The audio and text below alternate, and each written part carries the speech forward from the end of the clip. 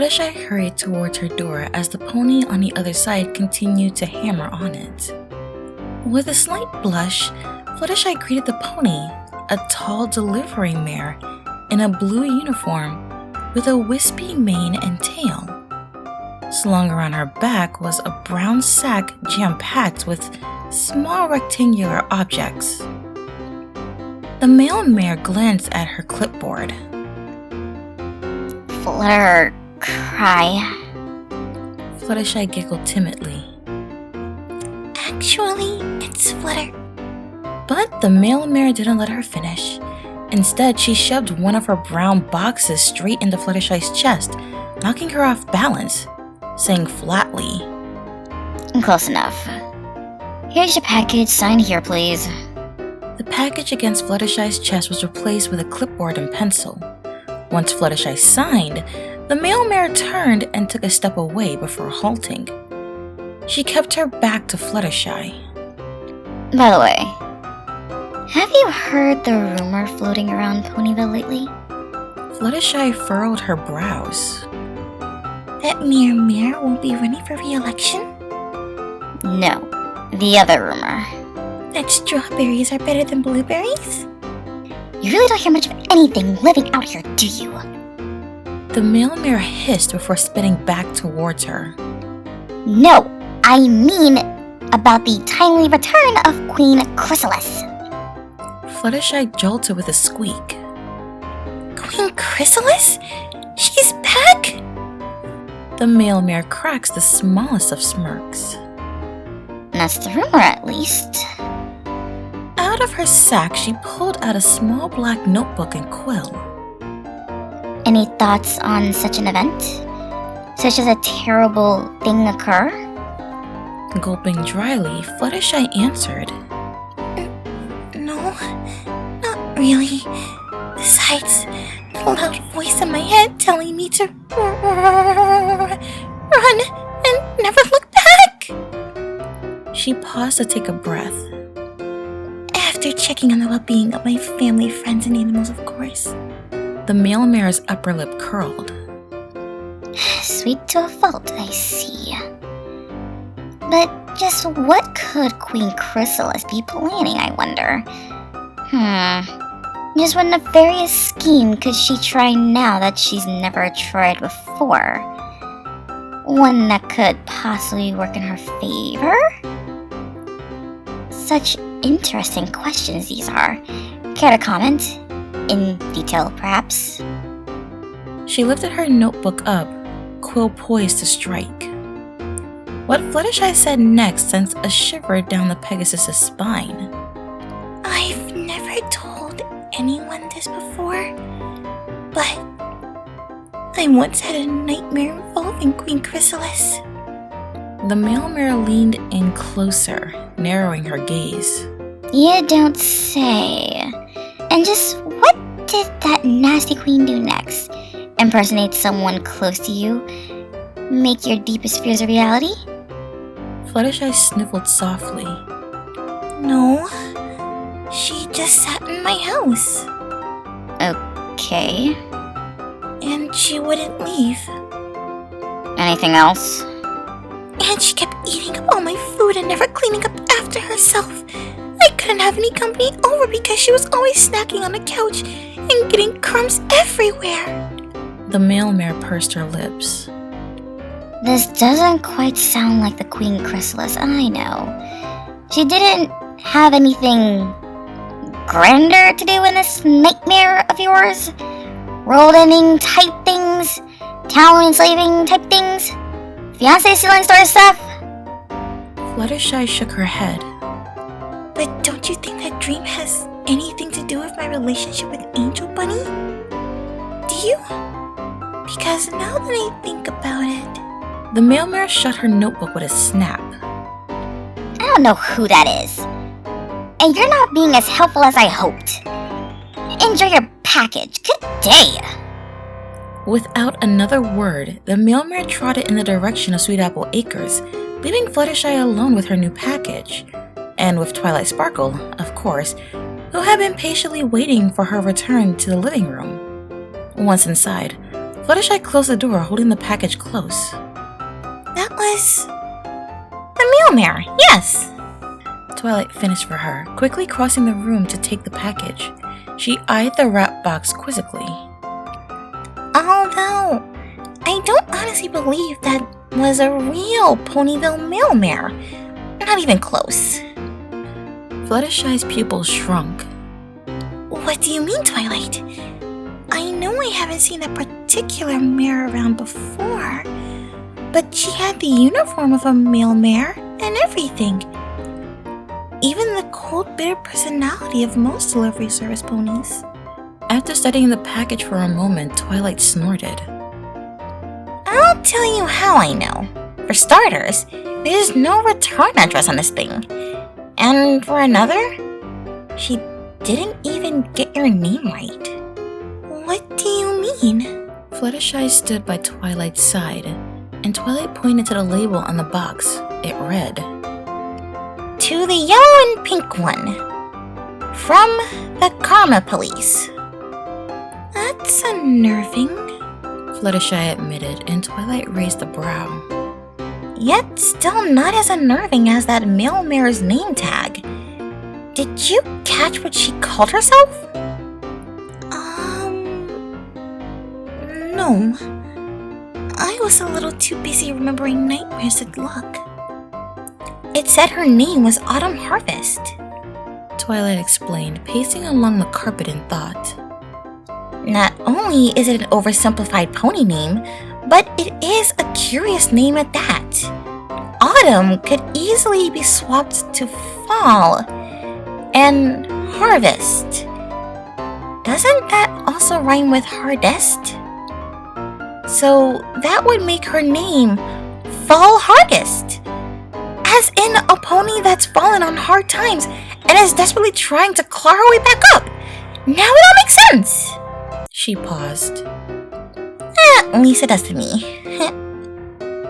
Fluttershy gasped. Holy t-shirt, Twilight! What is it, Fluttershy? Did you just come to that conclusion too? Fluttershy shut her eyes to try and recall. The mail mare's uniform had holes on the back. 2 of them! Twilight tapped on her chin. For wings. But she didn't have any wings. Then she must have stolen the uniform. Another clue proving that it's Chrysalis. But for now, let's see if we can gather more information from the package she gave you. In case of traps or explosives, the 2 of them stepped outside to open the box. Inside was peanuts. Not packing peanuts, but real peanuts for some reason. As well as one more item. It's a shirt, Twilight said, taking the object out with her aura. On the t-shirt's front were 2 words. I suck? Twilight read, rolling her eyes. A little juvenile, even for Chrysalis. There's more in the back, Fluttershy said. At being defeated. Twilight finished flatly, shaking her head. And now I can't even tell if that's supposed to be an insult or what. After a moment's silence, Twilight sheepishly shoved the shirt into her saddlebag. Regardless, I'm keeping this.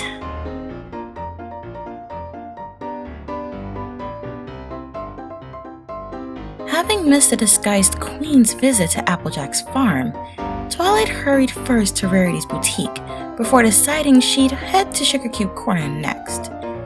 Thankfully, that's where she found Chrysalis, currently locked in a heated discussion with Pinkie Pie about how much fun packages were before you opened them. Is it tickets to the amusement park? Pinkie Pie asked sweetly. Chrysalis, still in her mare disguise, shoved the package towards Pinkie. Why don't you open it and find out? Pinkie shoved it right back. Is it a new bowling ball, perhaps? A purple cloud that rains breath mints on ponies with bad breath? Let's take a borrow I borrowed from Rarity yesterday? I just love guessing! I could do it all day! Chrysalis growled deep in her throat, green fire flickering in her eyes. While they clashed, Twilight stood behind a shelf of multicolored gumdrops and muttered out, Careful. Careful. as she used her aura to slowly reach into Chrysalis's sack and retrieve her black notebook. Once in her hooves, Twilight flipped through it as fast as she could and came upon Applejack's section near the front. In the top left corner of the page was a crude illustration of Applejack, her trademark cowboy hat 6 times larger than normal, causing the much smaller Applejack to be crushed cartoonish-like, leaving her with X's for eyes. Underneath that was a short list of revenge ideas Chrysalis must have snagged while speaking with Applejack. 1. Poison Town's apple cider supply. 2. Impersonate Mayor and systematically take over town. 3. Poison Town's applesauce supply.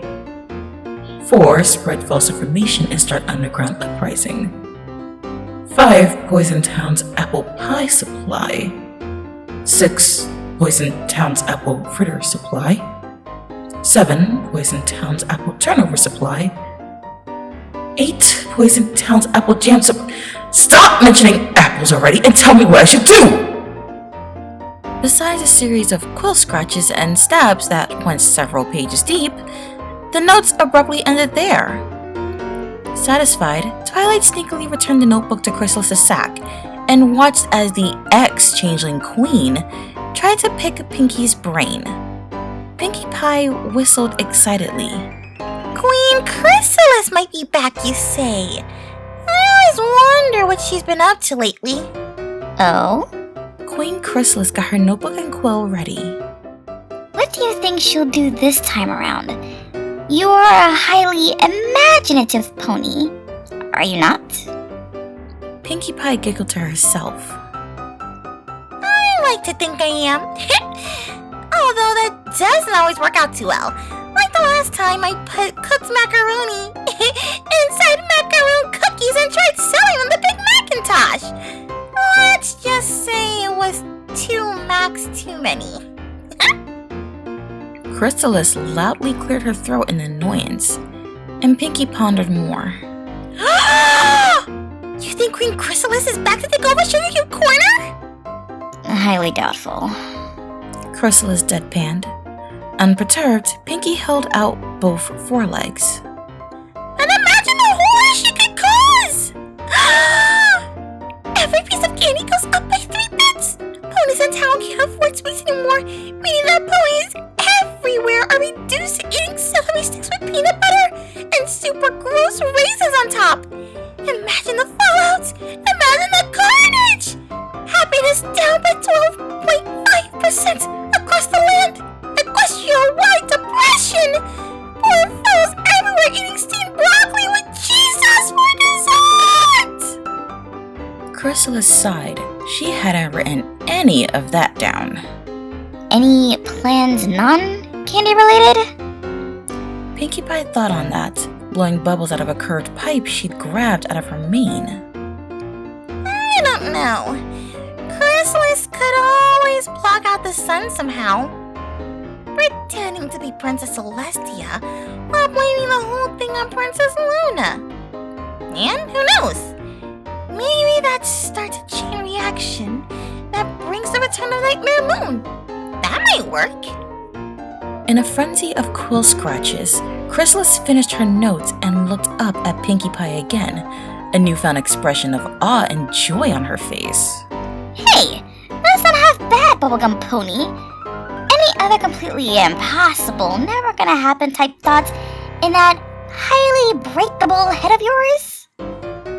Again, Pinkie pondered. I wonder if she's ever heard of the mirror pool before. She has not? Chrysalis said, before biting her tongue. Or... who knows? Why ask me? What's the mirror pool do exactly? asking for a friend. It only duplicates ponies. Pinkie told her excitedly. Although, my one experience with the mirror pool ended rather poorly. But for someone like Chrysalis, it might work. While jotting more notes, Chrysalis quietly murmured to herself. What's that? Over the horizon? Could it be 1,000 chrysalises? Oh crap, we better retreat. Hey, wait! What's that behind us? Another 1,000 chrysalises? Looks like it's time to kiss our pony butts goodbye. And then she laughed and laughed, and soon Pinkie joined in too. Chuckling still, Pinkie Pie said, Pony butts are funny. Then a new thought sobered her. Hey, I wonder if Queen Chrysalis ever thought of impersonating Princess Cadence again. Huh, imagine the trouble she could do now. Breaking up Shining Armor's marriage, ruling the Crystal Empire like a tyrant, constantly forgetting Flurry Heart's birthday. The last sentence made Chrysalis slam her hoof atop the counter.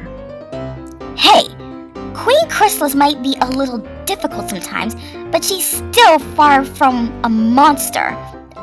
I mean, what did that little baby even do to me to deserve something like that? A pause. To Queen Chrysalis to deserve something like that. Pinkie merely shrugged. I don't know. I thought we were just spitballing here.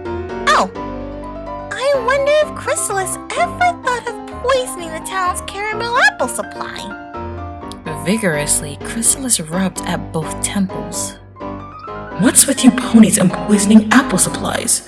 What fun would a town full of sick ponies be? Before Pinkie Pie could possibly throw out any more golden ideas, Twilight decided to make her move. By first teleporting outside the store before loudly rushing back in. Pinkie! Have you heard the news? Twilight roared. That blueberries are better than strawberries? No! That Queen Chrysalis might be back! Oh! Pinkie waved a hoof. That! Yep! Heard all about it! Why ask, Twilight? Because what I'm about to tell you cannot leave this room. Twilight leaned in close and lowered her voice. And it has to stay between us, okay? And I guess it's completely innocuous mail mare here. Chrysalis ran her eyes up and down Twilight's sparkle. She raised a curious brow and kept her notebook handy. Remember last week when I told the elements of harmony about my Chrysalis is Victoria's plan? The one plan in all of existence that would guarantee Chrysalis' success. Pinkie Pie shook her head happily. I don't! Then let me explain it all over again, in minute detail. While Twilight talked, Chrysalis wrote, and wrote, and wrote, and wrote some more.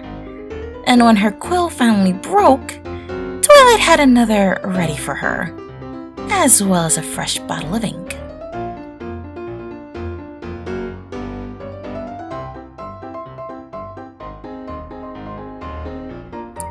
Three weeks later, Autumn Harvest wiped the sweat off her brow as she hauled the last bucket of apples into the cart. She then glanced back at the acres of freshly picked apples in Sweet Apple Acres with a smirk.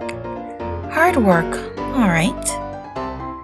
Her muscles ached something fierce, but boy, was it oddly satisfying. While on break, she sat down in the shade of the barn and flipped through her old notebook, crossing off task number 4278 of her ultimate plan. She then set it aside before flinching. One of her changeling children was standing right in front of her. One of the rare ones that hadn't painfully betrayed her all those months ago. Greetings, Gary. I see you've remained undetected so far.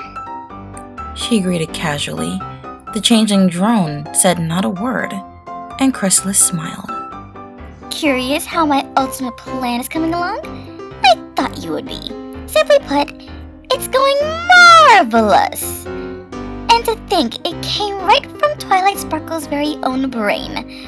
Her own self-made downfall. How delicious! The changeling cocked his head to the side. You want details? Chrysalis asked him. Very well, I can't see how it would hurt for you to know what I'm up to. Why, what I'm doing here is what's known as the long game. Twice a week I work at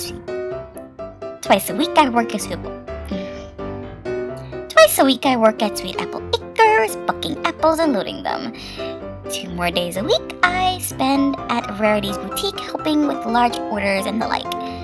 And every Friday I work in Twilight's library organizing and cleaning and chasing down overdue books.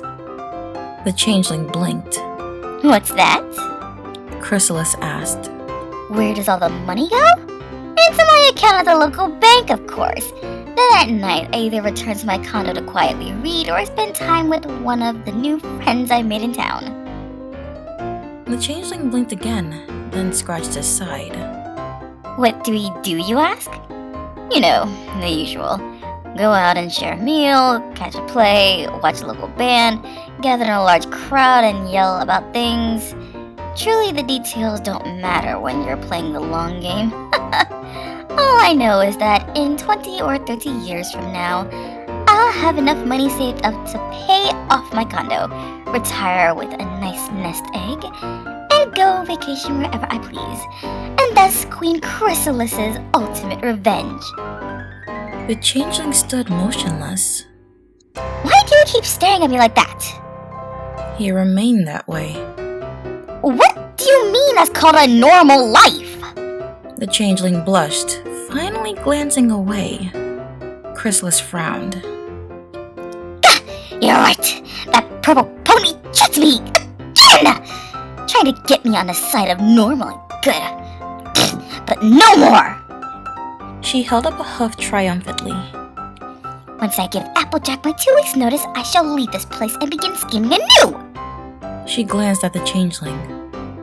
What's that disapproving look for? I can't just leave here without proper warning. She'd be severely understaffed. The changeling drone finally marched away from her. Gah! Fine! I'll finish today's shift and call it quits. Better! Chrysalis could only watch him trot away. You know, I could leave a whole lot earlier if you helped. Gary? Gary! At least check out my condo before you judge! I'm in the middle of building a bookcase! It's oddly satisfying. Once her changeling drone was out of sight, Chrysalis kicked angrily at the grass. Then, a thought came to her. A most terrible one. 2 chrysalises could finish a bookcase in no time at all.